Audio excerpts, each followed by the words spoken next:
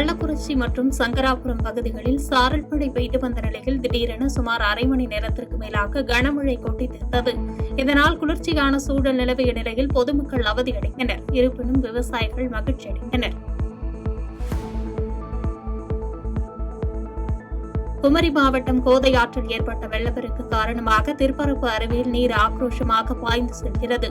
சுற்றுலா பயணிகள் நலன் கருதி அருவியில் குளிக்க தடை விதிக்கப்பட்டுள்ளதால் ஞாயிறு விடுமுறை கொண்டாட திருப்பரப்பு அருவிக்கு வந்த சுற்றுலா பயணிகள் ஏமாற்றமடைந்தனர்.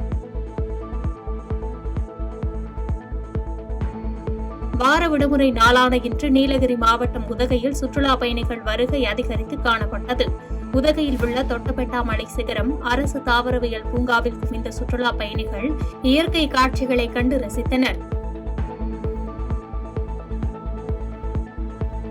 திருப்பூர் மாவட்டம் தாராபுரத்தில் மறைந்த முன்னாள் மத்திய அமைச்சர் முரசொலி மாறனின் 23ஆம் ஆண்டு நினைவு நாள் அனுசரிக்கப்பட்டது.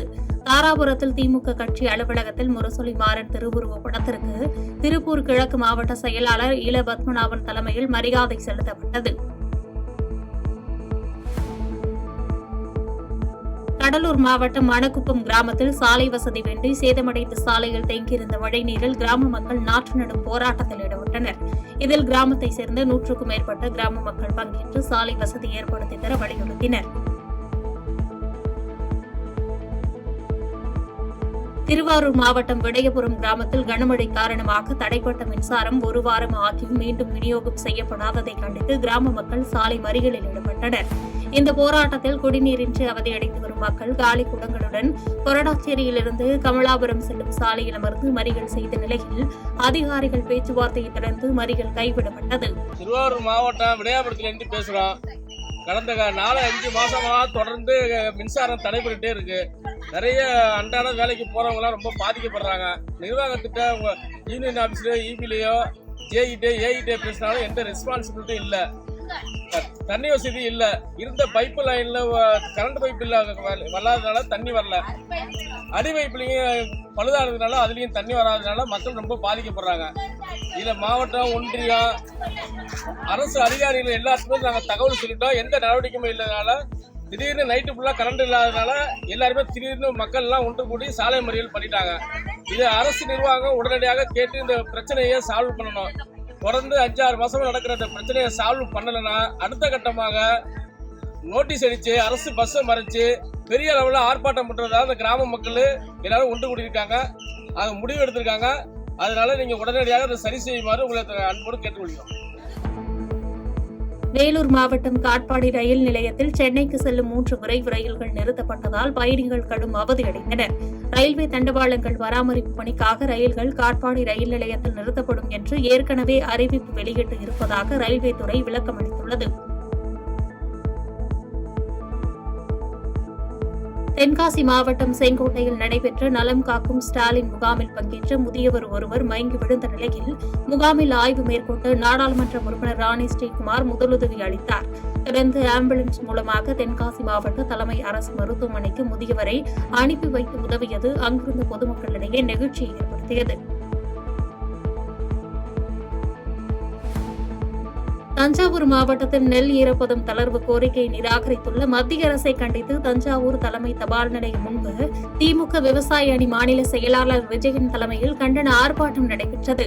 இதில் முன்னாள் அமைச்சர் பழனி மாணிக்கம், சட்டமன்ற உறுப்பினர்கள் சந்திரசேகரன், நீலமேகம் மற்றும் விவசாயிகள் ஏராளமானோர் கலந்து கொண்டனர்.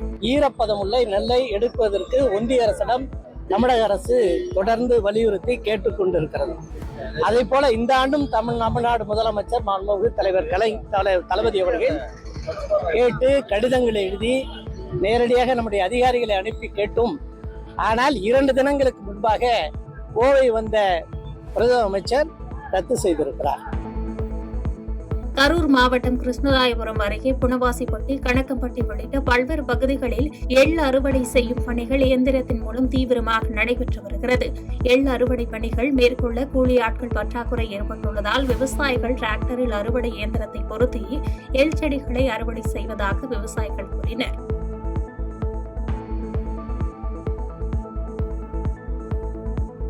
நாகப்பட்டினம் மாவட்ட வயல்வெளிகளில் சுதந்திரமாக சுற்றித் திரியும் கொக்கு, மடையான் மற்றும் நாரை போன்ற பறவைகளை வலை வைத்தும் கண்ணி வைத்து பிடித்தும் வேட்டையாடி சிலர் விற்பனை செய்து வருவதாக குற்றச்சாட்டு எழுந்துள்ளது. இதனால் அதிர்ச்சியடைந்துள்ள பறவை ஆர்வலர்கள் உள்நாட்டு பறவைகளான கொக்கு, மடையான், குருவி, நாரை, குயில் போன்ற பறவைகளை வேட்டையாடுவதை தடுக்க உரிய நடவடிக்கை எடுக்க வேண்டும் என்று கோரிக்கை வைத்துள்ளனர்.